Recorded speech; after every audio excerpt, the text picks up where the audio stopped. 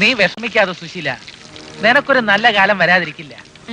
നീ ആഗ്രഹിക്കുന്ന പോലെ വളരെ ഫേമസ് ആയിട്ടുള്ള ഒരു ക്രിമിനൽ ലോയർ ആയിട്ട് നീ മാറും. എന്റെ കണക്കൂട്ടില് ശരിയാണെങ്കിൽ അധികം താമസിയാതെ തന്നെ വളരെ പ്രമാദമായിട്ടുള്ള ഒരു കേസ് നിന്നെ തേടി.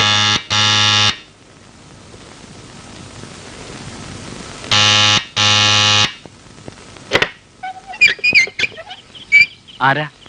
ഞാൻ അയ്വാച്ചൻ. അയ്യേ അയ്വാച്ചൻ. എനിക്ക് പുഷ്പാങ്കത വക്കീലിനൊന്ന് കാണണം. ഇയാളെന്താ പൊട്ടനാ? തന്റെ വായിൽ നാക്കൊന്നുമില്ലേ? രാത്രി വന്ന് കഥകിൽ തട്ടിയിട്ട് നടക്കാത്ത കാര്യങ്ങൾ ആവശ്യപ്പെടരുത്.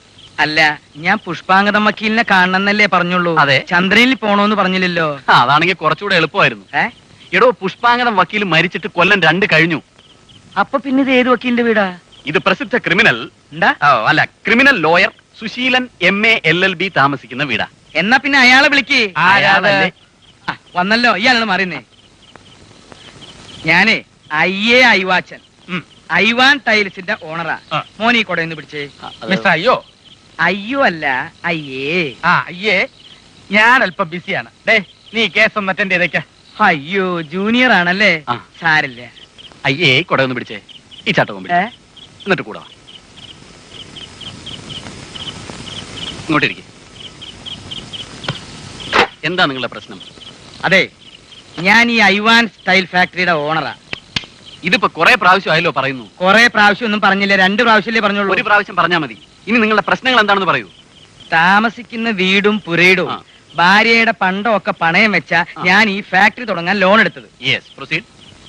അത് ഞാൻ കൊണ്ടുവന്നിട്ടില്ല. എന്ത് ഇപ്പൊ പറഞ്ഞത്? അതല്ലടോ, കാര്യങ്ങൾ പറയാൻ. എന്റെ ഫാക്ടറിയുടെ തൊട്ടടുത്ത് കോയിക്കൽ തറവാട്ടുകാരുടെ ഒരു ടൈൽ ഫാക്ടറി ഉണ്ട്. ഞാൻ അവർക്കൊരു എതിരാളിയാവുമെന്ന് വിചാരിച്ച് ആ തറവാട്ടിലെ മൂത്തയാളായ ബാലൻ തമ്പി എന്ന് പറയുന്ന ഒരു കുരങ്ങൻ എന്റെ ഫാക്ടറി പൂട്ടിക്കാനും എന്നെ കെട്ടിക്കാനുമുള്ള എല്ലാവിധ ശ്രമങ്ങളും നടത്തിക്കൊണ്ടിരിക്കുകയാണ്. എന്നിട്ട് കൊഴിഞ്ഞാമ്പാറ ലോലൻ എന്ന് പറയുന്ന ഒരു ഡൂക്കിലി നേതാവിനെ സ്വാധീനിച്ച് എന്റെ തൊഴിലാളികളെ കൊണ്ട് സമരം ചെയ്യിച്ച് എന്റെ കമ്പനി പൂട്ടിക്കാൻ ശ്രമിക്കുക മാത്രമല്ല, എന്നെയും എന്റെ ഭാര്യയെയും കുട്ടികളെയും തട്ടിക്കളയൊന്ന് ഭീഷണിപ്പെടുത്തിക്കൊണ്ടിരിക്കുകയാണ്. ഭീഷണിപ്പെടുത്തി എന്നുള്ളതിന് സാക്ഷികൾ ആരെങ്കിലും ഉണ്ടോ? റോസി ഉണ്ട്, സണ്ണി ഉണ്ട്, സാറയുണ്ട്. ഇവരക്കാരാ? റോസി എന്റെ ഭാര്യ, പിന്നെ 2 മക്കള്. ഇവരുടെ മൊഴി കോടതി കണക്കിലെടുക്കില്ല. നിഷ്പക്ഷരായ വേറെ ഏതെങ്കിലും സാക്ഷികളുണ്ടോ? എന്റെ കമ്പനിയിലെ തൊഴിലാളികളുണ്ട്. അതുകൊണ്ട് കാര്യമില്ല. നിങ്ങളുടെ തൊഴിലാളികൾ അവരുടെ നേതാവിനെതിരായി ഒരിക്കലും സാക്ഷി പറയില്ല. പറയോ? നോ. മാത്രമല്ല, ലോലൻ തിരിച്ചൊരാരോപണം ഉന്നയിച്ചാൽ നിങ്ങളുടെ തൊഴിലാളികൾ തന്നെ സാക്ഷിമൊഴി കൊടുക്കും എന്നുള്ളൊരവസ്ഥയിൽ നിയമത്തിന്റെ മുന്നിൽ നിങ്ങൾ കുറ്റവാളിയായി തീരും. എന്റെ ദൈവമേ. വിഷമിക്കണ്ട. ഇങ്ങനെയുള്ള ഒരു അവസ്ഥയിൽ നമുക്ക് എന്ത് ചെയ്യാൻ പറ്റുമെന്ന് ആലോചിക്കാം. ആദ്യം നിങ്ങൾ പോലീസ് സ്റ്റേഷനിൽ ഒരു പരാതി എഴുതി കൊടുക്കും. കൊടുത്തിട്ടുണ്ട്. എന്നിട്ട് എന്റെ കയ്യിലുണ്ടായിരുന്ന ബാക്കി കാശും അവർ മേടിച്ചെടുത്തു. അതുകൊണ്ടൊന്നും കാര്യമില്ല സാറേ. ഈ പ്രശ്നത്തിൽ ഒരാളും ഇടപെടില്ല. എനിക്ക് വേണ്ടത് ഈ ലോലനെ പൂട്ടാനുള്ളൊരു വഴിയാണ്. അവനെ വെട്ടില് വീഴ്ത്തിയ എന്റെ കമ്പനിയിലെ സമരം അതോടെ പൊളിയും.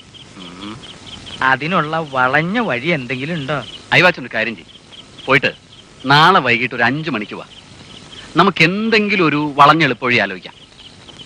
1 മിനിറ്റ്. ഹരിചന്ദ്ര, പ്രശ്നങ്ങളൊക്കെ കേട്ടോ? കേട്ടു. നീ പോയിട്ട് ഒരു 2 കാപ്പി എടുക്ക. അത് ശരി. അപ്പൊ അങ്ങനെയാണല്ലേ? എന്ത്? ഒന്നുമില്ല, മോനിത് അടുക്കളയെ കൊണ്ടുവച്ച്.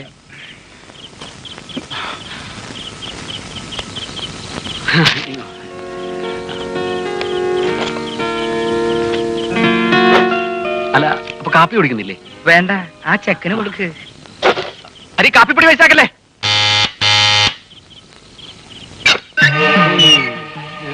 പോയി വല്ല ശനിയാഴ്ചയും വാസാമി. എവിടെ നോക്കിയാലും ഉണ്ട് കാവിയും കതറും. രാത്രിയാണോ പിച്ച കണ്ടാ? പിച്ചക്കാരൻ നിന്റെ അച്ഛൻ പോടാ പുല്ലേ. പിച്ചക്കാരൻ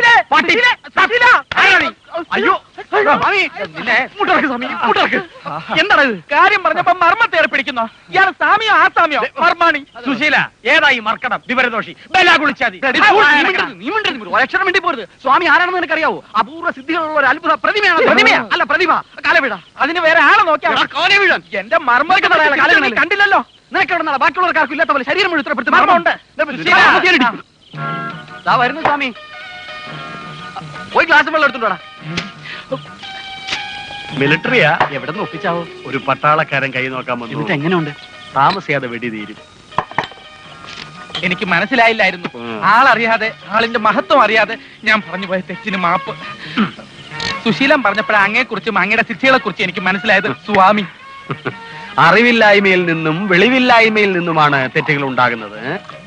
അത് പൊറുക്കാൻ കഴിയാത്തവൻ അതിലും വലിയ തെറ്റാണ് ചെയ്യുന്നത്. നിന്റെ തെറ്റുകൾ നാം ക്ഷമിച്ചിരിക്കുന്നു. ദാ, ഈ ഗ്ലാസ് അടുക്കളയെ കൊണ്ടുവയ്ക്ക്, ഇല്ലേ തട്ടി വീണ് പൊട്ടും. സ്വാമി, ഓടാ, പോയി കുറിക്കാൻ എന്തെങ്കിലും കൊണ്ടുപോടാ. ഓടാ, സ്വാമി പറയുന്ന പോലെ കേൾക്ക്. പോ സ്വാമി, പോയി കുറിക്കാൻ എന്തെങ്കിലും കൊണ്ടുപോടാ, പെറുക്കി. ഓടാ, പോപ്പാ. ചിയേഴ്സ്. Cheers. ഇനി ബാ മോനെ.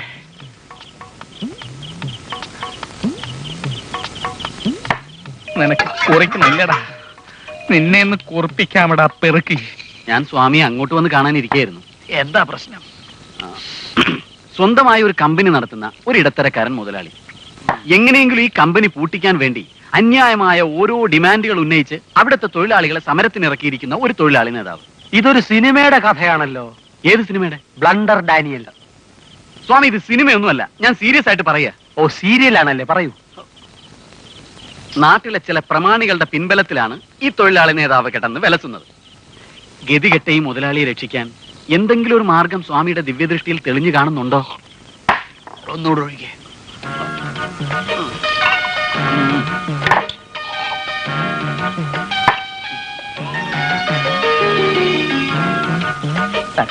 ഇപ്പൊ തരാം കേട്ടോ. കളി എന്റെ അടുത്തല്ലേ. ബിമ്മിട്ട മിക്സർ നീ തിന്നിട്ടില്ലല്ലോടാ കുക്കുടാനെന്താ? ഈ പ്രശ്നത്തിനുള്ള ഒരേ ഒരു ഏക പോംവഴി ആ നേതാവിനെ എന്നേക്കുമായി ഒതുക്കുക എന്നുള്ളതാണ്. അതെ സ്വാമി, അതാണ് വേണ്ടത്. പണക്കാരുടെ പിന്തുണ ഉള്ളത് കൊണ്ട് സാമ്പത്തികമായി അയാളെ ഒതുക്കാൻ ബുദ്ധിമുട്ടാണ്. രാഷ്ട്രീയ നേതാവായതുകൊണ്ട് ശാരീരിക പീഡനത്തിലൂടെ ഒതുക്കാൻ ശ്രമിച്ചാൽ ശ്രമിച്ച മുതലാളി അടികൊണ്ട് പിരിന്നു പോകും. പിന്നെ ഒരേ ഒരു പോംവഴിയേ ഉള്ളൂ, ഏറ്റവും ശക്തവും ബുദ്ധിപൂർവമായ വഴി. മിക്സർ.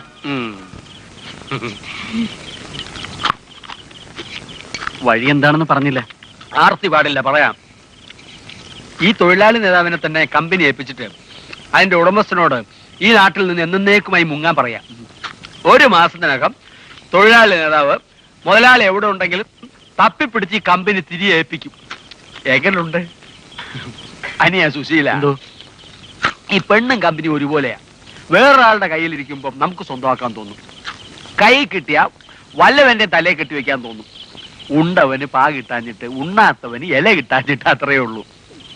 ഇല്ലാതെ പൊരിൽ മീതി എല്ലാവർക്കും ആശയി വരും. ഇക്കരയ്ക്ക് എന്താ സ്വാമി? എനിക്ക് ഉടനെ ഒരു ഭജനയ്ക്ക് പോണം. സ്വാമി, സ്വാമിയുടെ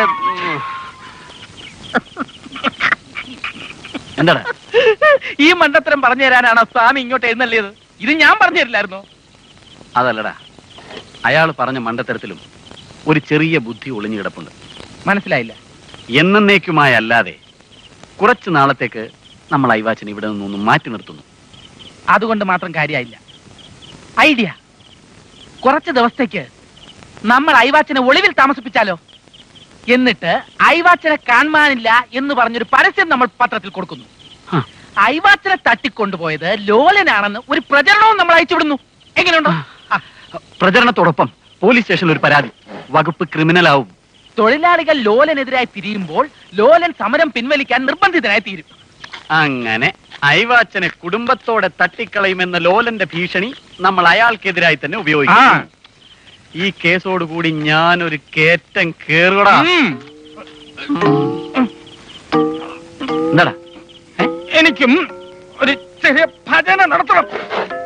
ഭജനെ? സുശീല, മിച്ചറ കഴിക്കല്ലേ? എന്താടാ?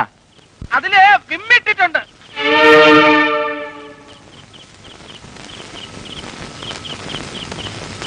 ഐഡിയ, ഉഗ്രൻ ഐഡിയ. ഒരക്ഷരം വേണ്ടി പോരുത് യുവർ ഓണർ. ഇതെല്ലാം എന്റെ കക്ഷിക്കെതിരെ നിരത്തുന്ന വെറും ആരോപണങ്ങൾ മാത്രമാണ്. ഞാൻ ഇവയെ നഖശികാന്തം എതിർക്കുന്നു. നീ എന്താ സ്വപ്നം കണ്ട? കണ്ടു, 2 എണ്ണം. എടാ, ഇതിന്റെ പകുതി മിടുക്ക് നീ കോടതി മുറി കാണിച്ചെങ്കിൽ എന്ത് വേണം? നീ എന്തൊക്കെ പറയുന്നത്? എനിക്കൊരു ഉഗ്ര ഐഡിയ കിട്ടിയടാ. എന്താ ഐഡിയ? ഐവാച്ചന്റെ ഫോട്ടോ പത്രത്തിൽ വന്നാലുടൻ നമുക്ക് കുറച്ച് കാശുണ്ടാക്കാം. എങ്ങനെ? എനിക്കൊരു അമ്മാവനുണ്ട്, ഒരു പരട്ട നക്കി നായർ. നിന്റെ അമ്മാവെന്ന് പറഞ്ഞാൽ മതിയല്ലോ. ആ, ഐവാച്ചന്റെ ഫോട്ടോ പത്രത്തിൽ വന്നാലുടൻ നമ്മൾ അമ്മാവനെ പോയി കാണുന്നു. ഐവാച്ചൻ നമ്മുടെ കസ്റ്റഡിയിലുണ്ടെന്നും അയാളെ പിടിച്ചു കൊടുക്കുന്നവർക്ക് 10,000 രൂപ വീട്ടുകാർ കൊടുക്കാൻ നിശ്ചയിച്ചിരിക്കുകയാണെന്നും നമ്മൾ പറയുന്നു. 5,000 രൂപ അമ്മാവൻ നമുക്ക് തന്നാൽ നമ്മൾ അമ്മാവന്റെ കയ്യിൽ ഐവാച്ചനെ ഏൽപ്പിക്കുമെന്ന് പറയുമ്പോൾ അമ്മാവൻ വീഴുന്നു. ഈ കാണ്ടാമൃഗത്തിന്റെ ചെവിയിൽ വീണ വായിക്കാൻ പോയ എന്നെ വേണം തന്നെ. എടാ, നിനക്ക് വിവരമില്ലെങ്കിലും നീ ഇപ്പൊ പറഞ്ഞതിൽ കാര്യമുണ്ട്. ആ, രാഷ്ട്രീയ പിൻബലമുള്ള ഒരു വ്യക്തിയെ ഒതുക്കാൻ ഇതിലും നല്ലൊരു മാർഗം വേറെ ഇല്ല ഐവാച്ച. ലക്ഷ്യമാണ് ഐവാച്ച പ്രധാനം, മാർഗമല്ല. ഐവാച്ചൻ ഒരു ബിസിനസ് ടൂറിന് പോവാണെന്ന് വിചാരിച്ചാ മതി.